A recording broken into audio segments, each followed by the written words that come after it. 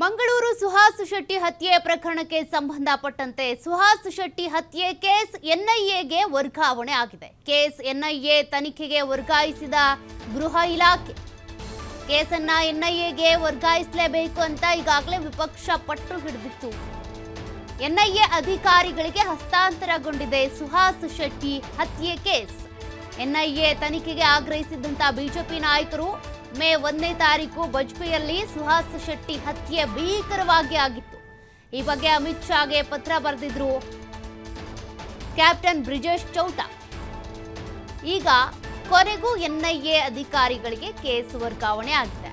Captain Brijesh Chowta ದಕ್ಷಿಣ ಕನ್ನಡದ ಸಂಸದ, BJP ಸಂಸದ. ಇವರು ಪತ್ರವನ್ನ ಬರೆದಿದ್ರು ಕೇಂದ್ರ ಸಚಿವ, ಗೃಹ ಸಚಿವ ಆಗಿರುವಂತ ಅಮಿತ್ ಶಾ ಅವರಿಗೆ.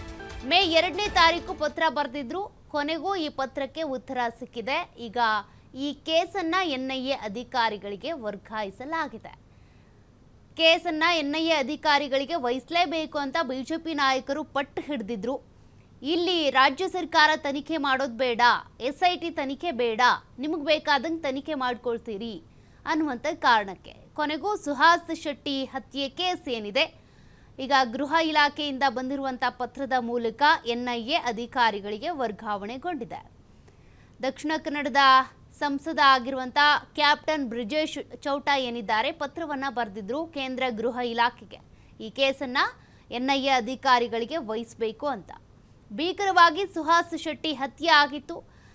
ರಿವೆಂಜ್ ಕೇಸ್ಗಳಲ್ಲಿ ಅಥವಾ ರಿವೆಂಜ್ ಹತ್ಯೆಗಳಲ್ಲಿ ಇದು ಹತ್ಯೆ ಒಂದು ಅಂತೇಳಿ ಸೇರ್ಕೊಂಡಿತ್ತು. ದಕ್ಷಿಣ ಕನ್ನಡದಲ್ಲಿ ಇನ್ನೂ ಎಷ್ಟು ಬಲಿ ಬೇಕು ಅನ್ನುವಂಥ ಪ್ರಶ್ನೆ ಕೂಡ ಎದುರಾಗಿತ್ತು. ಒಬ್ಬರಾದ ಮೇಲೆ ಒಬ್ಬನು ಹಿಂದೂ ಸತ್ತ ಅಂದರೆ ಮತ್ತೊಬ್ಬ ಮುಸ್ಲಿಂ ಬಲಿ ಆಗ್ತಾ ಇದ್ದ.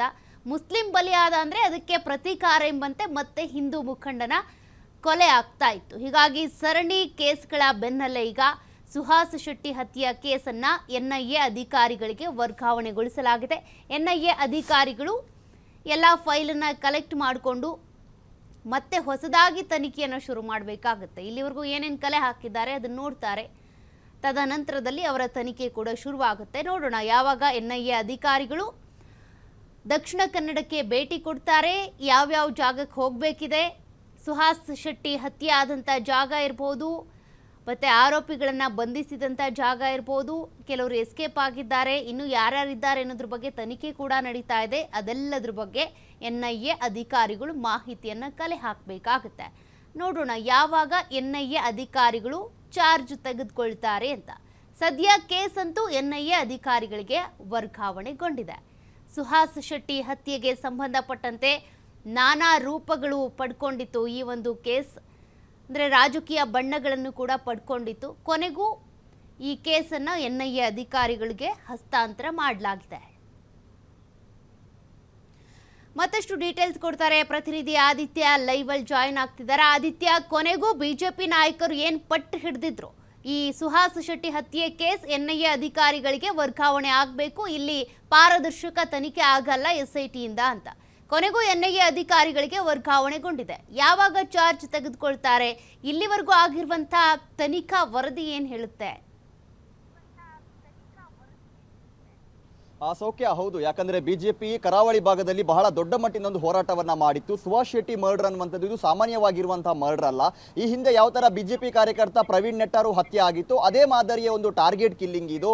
ಮತ್ತು ಇದರಲ್ಲಿ ಮಾಜಿ PFI ನ ಸದಸ್ಯರು ಇದ್ದಾರೆ ಮತ್ತು PFI ನ ಒಂದು ಸಪೋರ್ಟ್ ಇದಕ್ಕೆ ಇದೆ ಅನ್ನುವಂತಹ ರೀತಿಯ ಹಲವು ಆರೋಪಗಳನ್ನ ಮಾಡಿ ಒಂದು ದೊಡ್ಡ ಪ್ರತಿಭಟನೆಯನ್ನ, ಆಗ್ರಹವನ್ನ ಸರ್ಕಾರಕ್ಕೆ ಮಾಡಿತ್ತು. ಯಾಕಂದ್ರೆ ಈಗ ಪೊಲೀಸರು ದಾಖಲು ಮಾಡಿರುವಂತಹ ಒಂದು FIR ನಲ್ಲಿ NIAಗೆ ಕೊಡುವಂತಹ ಯಾವುದೇ ರೀತಿಯ ಒಂದು ಅಂಶಗಳು ಇಲ್ಲ, UAPA ಆಕ್ಟ್ ಇಲ್ಲ, ಕೋಕಾ ಕಾಯ್ದೆ ಅಡಿಯಲ್ಲಿ ಪ್ರಕರಣ ದಾಖಲು ಮಾಡಬೇಕಾಗಿತ್ತು, ಅದು ಯಾವುದನ್ನು ಕೂಡ ಮಾಡಿಲ್ಲ. ಹಾಗಾಗಿ ಸರ್ಕಾರ ಆದಷ್ಟು ಬೇಗ ಇದನ್ನ NIAಗೆ ವಹಿಸಬೇಕು ಅಂತ ಆಗ್ರಹ ಮಾಡಿತು. ಈ ನಡುವೆ ಹತ್ಯೆ ನಡೆದಂತ ಮರುದಿನ ಅಂದ್ರೆ ಮೇ 1ನೇ ತಾರೀಕು ಸುಹಾಸ್ ಶೆಟ್ಟಿಯ ಮರ್ಡರ್ ಆಗಿತ್ತು. ಮೇ 2ನೇ ತಾರೀಕಿಗೆ ದಕ್ಷಿಣ ಕನ್ನಡ ಜಿಲ್ಲಾ ಸಂಸದರಾಗಿರುವಂತಹ ಕ್ಯಾಪ್ಟನ್ ಬ್ರಿಜೇಶ್ ಚೌಟಾ ಈ ವಿಚಾರವಾಗಿ ಗೃಹ ಸಚಿವ ಅಮಿತ್ ಶಾ ಅವರಿಗೆ ಒಂದು ಪತ್ರವನ್ನ ಬರೀತಾರೆ.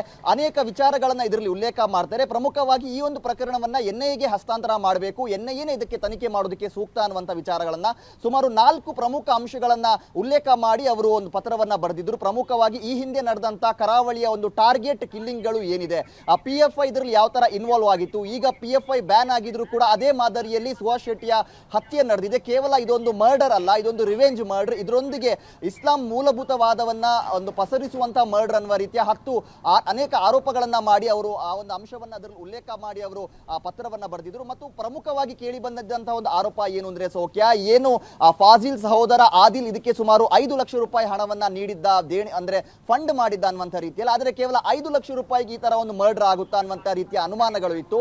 ಆ ಬಿಜೆಪಿಯ ನಾಯಕರು ಕೂಡ ಈ ವಿಚಾರವಾಗಿ ಅನುಮಾನವನ್ನ ವ್ಯಕ್ತಪಡಿಸಿದ್ರು. ಇದಕ್ಕೆ ಹೊರ ದೇಶದಿಂದಲೂ ಕೂಡ ಹಣ ಫಂಡಿಂಗ್ ಆಗ್ತಾ ಇದೆ, ಸಾಕಷ್ಟು ಜನ ಇದಕ್ಕೆ ಫಂಡಿಂಗ್ ಮಾಡಿದ್ದಾರೆ ಅನ್ನುವಂಥ ರೀತಿಯಲ್ಲಿ. ಹಾಗಾಗಿ ಕೇವಲ ಆರೋಪಿಗಳು ಮಾತ್ರ ಅಲ್ಲ, ಅವರಿಗೆ ಸಹಕಾರವನ್ನ ನೀಡಿದಂತವರನ್ನ ಬಂಧನ ಮಾಡಬೇಕು. ಯಾರೆಲ್ಲ ಫಂಡಿಂಗ್ ಮಾಡಿದ್ದಾರೋ, ಒಂದು ದೊಡ್ಡ ಜಾಲವಿದ್ದರೆ ಹಿಂದೆ ಫಂಡಿಂಗ್ ಮಾಡಿದೆ ಅನ್ನುವಂಥ ವಿಚಾರವನ್ನ ಕೂಡ ಆರೋಪ ಮಾಡಿದ್ರು. ಹಾಗಾಗಿ ಬ್ರಿಜೇಶ್ ಚೌಟಾ ಅವರು ಈ ವಿಚಾರವನ್ನ ಕೂಡ ತಮ್ಮ ಪತ್ರದಲ್ಲಿ ಉಲ್ಲೇಖ ಮಾಡಿ ಗೃಹ ಸಚಿವರಿಗೆ ಒಂದು ರೀತಿ ಮಾಹಿತಿಯನ್ನ ನೀಡಿದ್ರು. ಮತ್ತು ಪೊಲೀಸರು ಈಗ ಏನು ಬಂಧನ ಮಾಡಿದರೆ ಅಷ್ಟು ಜನ ಮಾತ್ರ ಅಲ್ಲ, ಸಾಕಷ್ಟು ಜನ ಇದರಲ್ಲಿ ಶಾಮೀಲಾಗಿರುವಂತಹ ಒಂದು ಸಾಧ್ಯತೆ ಇದೆ. ಇದೊಂದು ಪ್ರೀ ಪ್ಲಾನ್ಡ್ ಮರ್ಡರ್ ಮತ್ತು ಏನು ಒಂದು ತರ ದೇಶ ವಿರೋಧಿ ಒಂದು ಮರ್ಡರ್ಗಳು ಏನಿದೆಯೋ ಅದಕ್ಕೆ ಪೂರಕವಾಗಿ ನಡೆದಿರುವಂತಹ ಒಂದು ಮರ್ಡರ್ ಇದು. ಹಾಗಾಗಿ ಇದನ್ನ NIA ತನಿಖೆ ಮಾಡಬೇಕು. ಇದರ ಸುತ್ತಮುತ್ತ ಯಾರಿದ್ದಾರೋ, ಯಾರ ಕೃಪಾಟ ಕಟಾಕ್ಷ ಇದೆಯೋ, ಅಥವಾ ಇದರ ಹಿಂದೆ PFI ಇದೆಯಾ, ಬೇರೆ ಯಾವುದಾದ್ರೂ ಸಂಘಟನೆ ಇದೆಯಾ, ಈ ಎಲ್ಲ ಅಂಶಗಳ ಬಗ್ಗೆ ಕೂಡ ತನಿಖೆ ಮಾಡಬೇಕು ಅನ್ನುವಂತಹ ರೀತಿಯ ಒಂದು ಪತ್ರವನ್ನ ಬ್ರಿಜೇಶ್ ಚೌಟಾ ಅವರು ಬರೆದಿದ್ರು. ಇದಕ್ಕೀಗ ಗೃಹ ಇಲಾಖೆಯಿಂದ ಸ್ಪಂದನೆ ಸಿಕ್ಕಿದೆ. ಸ್ವತಃ ಗೃಹ ಸಚಿವ ಅಮಿತ್ ಶಾ ಅವರೇ NIAಗೆ ಪ್ರಕರಣವನ್ನ ದಾಖಲಿಸಿಕೊಂಡು ಮುಂದಿನ ತನಿಖೆಯನ್ನ ಮುಂದುವರಿಸಿ ಅನ್ನುವಂಥ ರೀತಿಯ ಆದೇಶವನ್ನ ನೀಡಿರುವಂತದ್ದು. ಸೌಖ್ಯ. Okay, thank you Aditya ಡೀಟೇಲ್ಸ್ಗೆ.